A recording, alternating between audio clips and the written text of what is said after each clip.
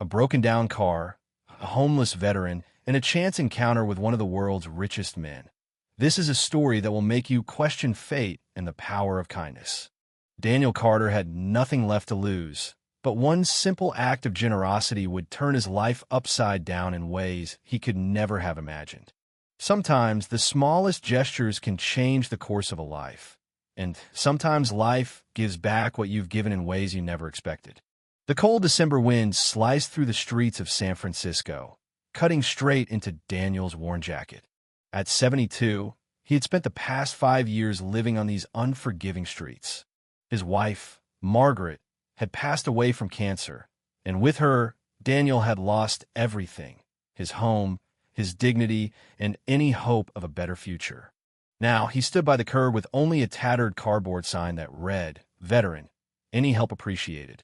The city moved around him, a blur of busy people with lives and priorities far beyond his reach. Most ignored him. To them, he was just another invisible man on the sidewalk. Daniel had grown used to being overlooked, but that didn't make it any easier. But on this morning, as the wind howled around him and his stiff joints protested every movement, Daniel noticed something different. A sleek black car had stalled in the street, its engine smoking. The driver emerged, looking frustrated and disheveled. Daniel's eyes narrowed as he recognized the man.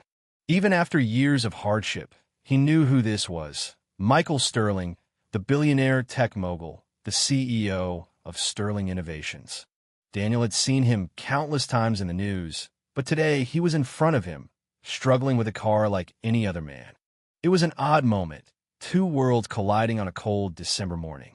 Daniel hesitated, but then, driven by an old sense of duty and the faintest glimmer of hope, he shuffled toward the stranded mogul. His breath came out in visible clouds as he watched the sleek black car idle, its engine sputtering, the faint smell of smoke rising from under the hood. The wind howled through the street, biting through his thin jacket and leaving his bones feeling like they were made of ice. His stomach growled in protest, but he ignored it, his eyes still locked on the car.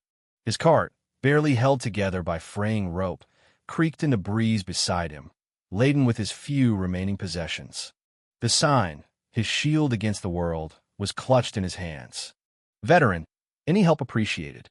He had grown accustomed to the stares, the hurried footsteps that avoided him, the blank faces of those who could walk by without a second thought. But there was something about this moment that made him pause. The man dressed in a rumpled suit was pacing around the car, checking his phone, running his hands through his hair in frustration. Daniel's eyes narrowed as he watched him more closely. The face was familiar. He had seen it countless times on TV and in the papers. Michael Sterling, the billionaire, the visionary behind Sterling Innovations. Daniel felt a knot tighten in his chest. What am I even doing here? He thought, a bitter laugh bubbling up in his throat. He could barely keep himself fed, let alone fix the car of one of the richest men in the world. But then he looked at the car again, the way it stood there, vulnerable, broken, and he remembered his training. He remembered his days as a mechanic in the Army. He had a skill, one that had gotten buried under years of neglect and hardship, but it was still there. His knees creaked as he shifted, his joints stiff from the cold and years of neglect. He looked at the man again, then over at the black car. No harm in asking, I guess, he thought, moving toward the stranger with slow, deliberate steps. Every muscle screamed at him to stop, but something inside kept pushing him forward. "Excuse me, sir." Daniel's voice was raspy, more from the cold than anything else. "Looks like you're having some trouble with your car." Michael turned to look at him, an immediate flicker of hesitation in his eyes. Daniel had seen that look countless times, a mix of suspicion, discomfort, and a desire to avoid any interaction with someone like him. It was the same look people gave him when they saw him sitting by the sidewalk with his cardboard sign. But Daniel held his ground, his voice steady despite the exhaustion gnawing at his bones. "I used to work on cars. Army mechanic. Maybe I can help." The stranger studied him for a long moment, his expression unreadable. For a second, Daniel wondered if he would just brush him off, tell him to go away, call for a tow truck. But instead, the man's brow furrowed in frustration. All right, he said, his voice tight. I've got an important meeting, and my phone's not working. If you think you can help, go ahead. Daniel nodded, grateful that the man hadn't dismissed him outright. His fingers were stiff with arthritis, but his hands moved with practiced precision as he approached the hood of the car. The smell of burnt oil and metal instantly hit him, and for a brief moment, it was as though time stood still. It was like stepping back into the world he once knew, a world where he wasn't invisible, a world where his skills mattered. He peered under the hood, his experienced eyes immediately pinpointing the problem. Cooling system's got a leak, he said, his voice low but confident. I can fix it temporarily, but it won't hold forever. Should get you to your meeting, though. As he worked, he felt the weight of the years press down on him.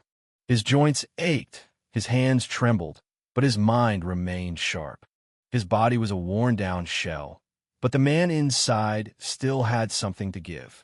The sound of the engine echoed in his ears, a symphony of past experiences. Each click of a tool, each adjustment of a hose, pulled him back to his days of service, fixing things, fixing lives. Michael stood a few feet away, watching him with a mix of curiosity and impatience. Daniel could feel the weight of those eyes, but he didn't rush. He never rushed when it came to fixing something important. He worked with purpose, feeling each turn of the wrench, the familiar motions grounding him in the task at hand. After what felt like an eternity, Daniel wiped his hands on his worn pants and stepped back. All right, try it now, he said, his voice hoarse. The engine roared to life with a smooth hum. Michael blinked, looking down at the dashboard, then back at Daniel. His eyebrows shot up in surprise. That's impressive, he said, almost as if he couldn't believe what he was seeing. Daniel simply nodded. I did what I could. It won't last long, but you should be able to make it to your meeting. Michael looked at him, his expression shifting from surprise to something else, a kind of curiosity, maybe even respect. How much do I owe you? He asked, already reaching for his wallet. Daniel shook his head, a smile tugging at the corners of his mouth. Nothing, sir. Just happy to help. My daddy always said helping others is its own reward. Michael paused, considering Daniel for a long moment. Then, almost as if making a decision, he reached into his pocket and pulled out a business card. What's your name? He asked, his voice quieter now, more thoughtful. Daniel Carter. Michael hesitated, then said, I don't believe in coincidences. I want you to do something for me. Tomorrow at 9 a.m., go to this address. Ask for Emily in HR. Daniel's heart skipped a beat. He almost laughed, thinking it was some sort of joke. I don't want charity, sir. Michael's gaze was firm, but not unkind. It's not charity. It's an opportunity, one you've earned. For the first time in years, Daniel felt something. Something like hope.